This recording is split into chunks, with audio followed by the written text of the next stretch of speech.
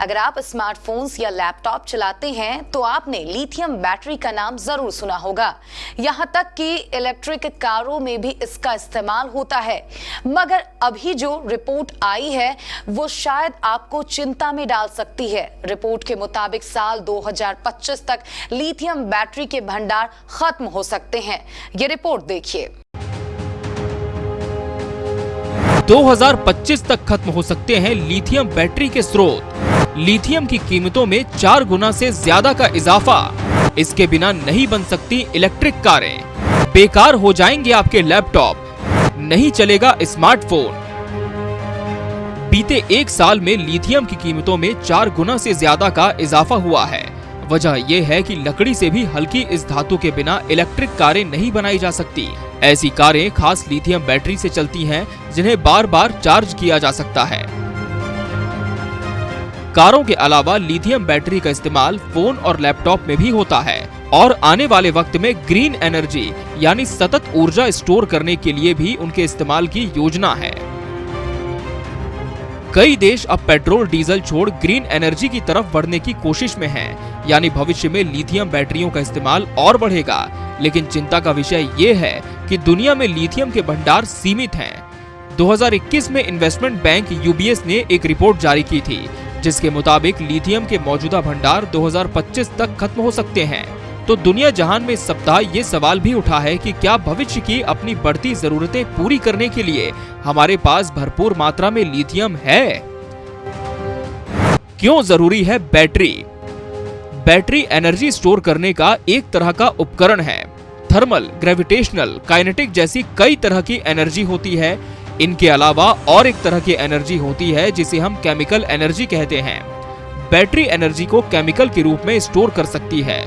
दुनिया की पहली बैटरी करीब 200 साल पहले बनाई गई थी। इसमें एक तरफ तांबे के तार थे तो दूसरी तरफ जस्ते के। इनके बीच में नमकीन पानी था। ये अधिक चार्ज स्टोर नहीं कर पाती थी। इसके बाद 1860 में पहली लिड एसिड बैटरी बनाई गई। हालांकि कारों में इनका इस्तेमाल इसके दशकों बाद ही किया जा सका।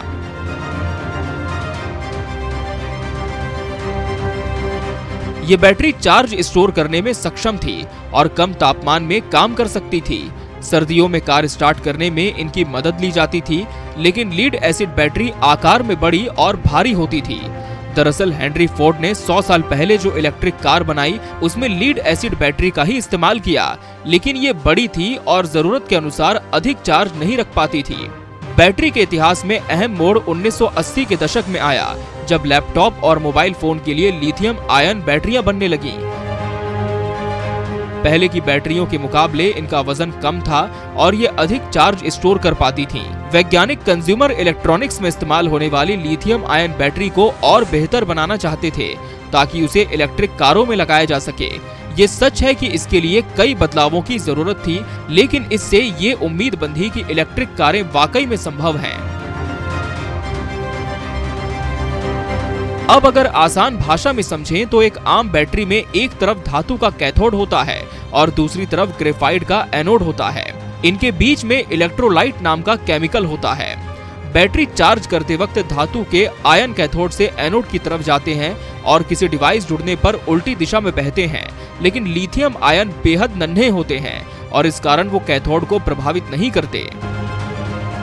क्या भविष्य में पैदा होगा लिथियम संकट?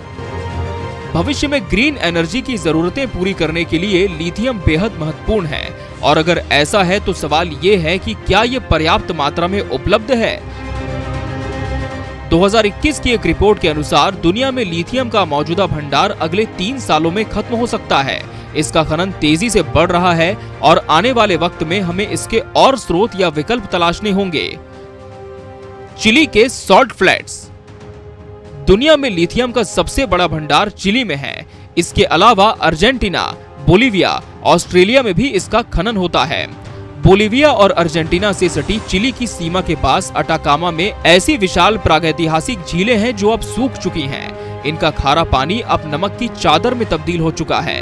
इन्हें सॉल्ट फ्लैट्स कहते हैं। नमक के कारण सफेद दिखने वाली इस जमीन में लिथियम के बड़े भंडार हैं।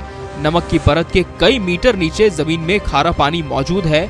इसमें बड़ी मात्रा में लिथियम के कण हैं। ड्रिलिंग के जरिए ये खारा पानी निकाला जाता है और इसे पास ही बने बड़े बड़े तालाबों में फैला दिया जाता है। वाष्पीकरण से पानी सूखता है तो लिथियम कॉन्सेंट्रेट तैयार होता है, फिर इसे रिफाइन कर इसका निर्यात किया जाता है।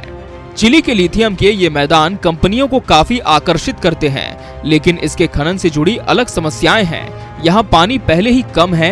हजारों सालों से यहाँ रहने वाले आदिवासी समुदाय अपनी जरूरतों के लिए इन्हीं सीमित जल स्रोतों पर निर्भर हैं। लिथियम के खनन के कारण यहाँ जलस्तर और नीचे चला गया है और इन समुदायों को पानी के लिए अब पहले से अधिक मशक्कत करनी पड़ रही है। पश्चिमी मुल्क भी इस रेस में अपने कदम आगे बढ़ा रहे हैं। टेस्ला अमेरिका के नेवादा में बैटरी उत्पादन के लिए गीगा फैक्ट्री बना रहा है और इसके लिए स्थानीय स्तर पर लिथियम खरीदेगा। ब्रिटेन में भी लिथियम के भंडार मिले हैं और वहां भी गीगा फैक्ट्री बनाने की योजना है। भविष्य में ऊर्जा की अपनी जरूरतों को पूरा करने के लिए अभी यूरोप और अमेरिका को लंबा सफर तय करना है और तब तक दुनिया भर के कार निर्माताओं को चीन में बनी बैटरियों पर ही निर्भर रहना होगा। Bureau report, KBC news.